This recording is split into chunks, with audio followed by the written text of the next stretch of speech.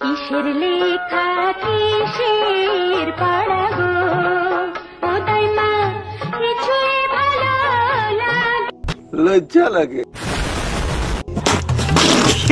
প্রথমে আমিও দেখে অবাক হয়েছিলাম, দেখে মনে হয়েছিল ওনারা এমনি বসে বসে গল্প করছে, কিন্তু না। কিসের লেখা কিসের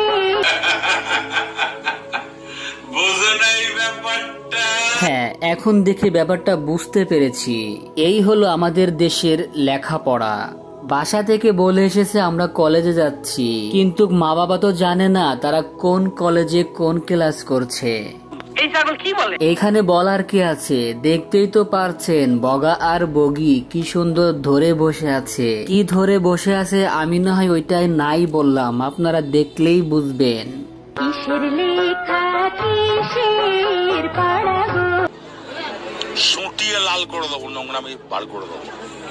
আর নোংরামি কি বার করবেন, যা হবার তো হয়েই গেছে। এখন কথা হলো, এটা তো বাংলাদেশ, মুসলিম কান্ট্রি, এখানে এই সব কাজ কিভাবে চলে?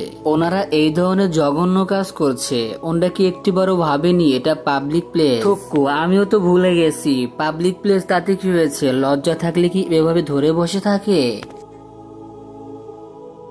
যাজ্ঞা, যার বোঝা সেই যদি না বোঝে আমরা বলে কি করব বলেন? তবে হ্যাঁ, এই মেয়ের যদি ওই ছেলের সাথে বিয়ে না হয় তাহলে কোনো ছেলে তাকে বিয়ে করবে না। এইটা তার বোঝা দরকার ছিল, ভাবা দরকার ছিল। প্রেমের নামে এরম নোংরামি আর কোথাও যেন না হয়, এই প্রত্যাশা করে আজকের ভিডিওটা খতম করছি। ভালো থাকবেন, দেখা হবে ইনশাআল্লাহ অন্য কোনো ভিডিওতে। বাই বাই, টাটা এবং আল্লাহ হাফেজ।